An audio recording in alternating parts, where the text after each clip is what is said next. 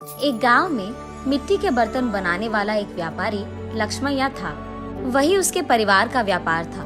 मिट्टी से खाने के बर्तन, भगवान के लिए दिया, मटके, पानी पीने वाले बर्तन, पशुओं के लिए बर्तन, अलग प्रकार के भगवान के मूर्ति, खिलौने बनाते हुए वो जी रहा था। लाभ ना आने के बावजूद और उसके बीवी बच्चे के हमेशा ना कहने के बावजूद भी वो उसी व्यापार में भरोसा रखता था। अलग प्रकार के मिट्टी के बर्तन बनाते हुए वो उसी काम में निमग्न हो जाता था। लेकिन समय बदल गया है। पहले की तरह कोई भी अब मिट्टी के बर्तन नहीं खरीद रहा है। इसी कारण कई साल से लक्ष्मैया को 1 रुपए का लाभ भी नहीं है, उल्टा पूरा नुकसान हो रहा है।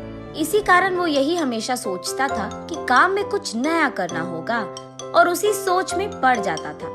उसको कोई और काम ढूंढने के लिए और 4 रुपए की कमाई घर लाने के लिए कह कहकर थक गई है उसकी पत्नी अन्नपूर्णा।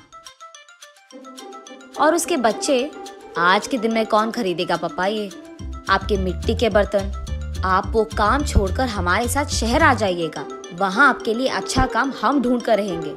ऐसे भी बहुत बार बोलकर देख चुके हैं, फिर भी नहीं माने लक्ष्मैया, और इस कारण बच्चे लक्ष्मैया से कुछ कहना भी बंद कर दिए। एक दिन लक्ष्मैया धूप में काम कर कर के थक कर वही मौजूद मिट्टी के मटके में से पानी लेकर पी रहे होते हैं। हाँ, इस गर्मी के मौसम में ठंडे पानी के लिए मिट्टी के मटके रखते थे।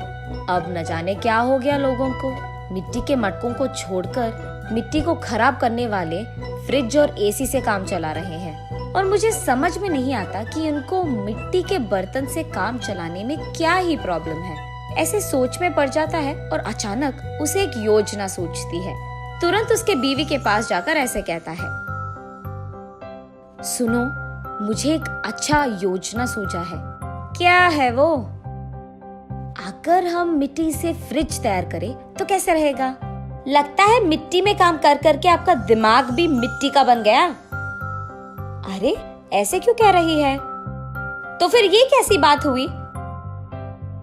मिट्टी से फ्रिज कौन बनाता है? पागल हो क्या तुम? अरे, ये बेवकूफी की बात नहीं है।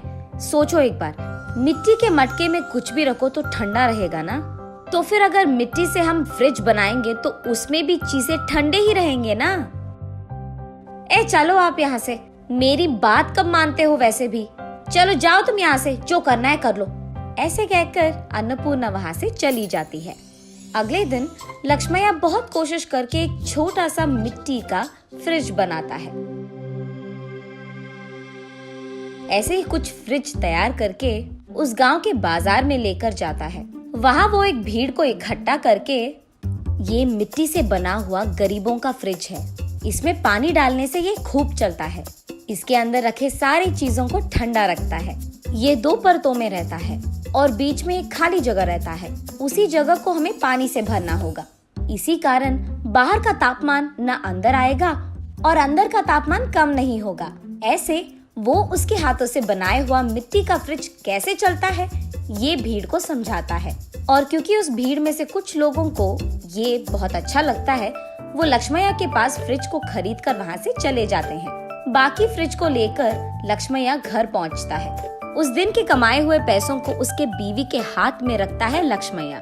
उन पैसों को देख आश्चर्यचकित होकर अन्नपूर्णा ऐसे कहती है, क्या इतने पैसे मिले आपको इस बार? आज गरीबों का फ्रिज कुछ बिक गए।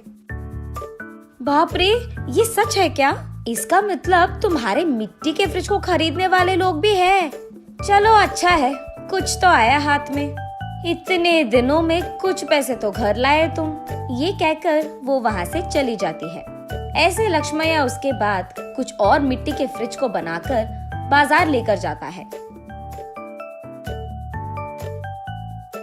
कुछ दिन बाद सारे जिला में ये बात फैल जाती है कि लक्ष्मैया का गरीबों का फ्रिज बिजली के बिना ही चलती है। इस कारण लोग सारे लक्ष्मैया के घर सीधा पहुंचकर गरीबों के मिट्टी का फ्रिज खरीदकर वहां से चले जाते थे। इसी कारण एक ही झटके में लक्ष्मैया का व्यापार बहुत बढ़ जाता है, लाभ भी मिलते हैं और काम करने के लिए लक्ष्मैया उसके नीचे कुछ लोगों को नौकरी भी देता है। ये सब देख अन्नपूर्णा अपनी आंखों का भरोसा ही नहीं कर पा रही थी। शहर में कुछ तो भी काम करवा देंगे आपसे, कहने वाले उसके बच्चे भी आज लक्ष्मैया के हाथों से बनाए हुए मिट्टी के फ्रिज को शहर में बेचने की व्यापार शुरू करते हैं। ऐसे लक्ष्मैया को उसके मेहनत का फल मिलता है, वो अमीर बनता है और खुश रहता है।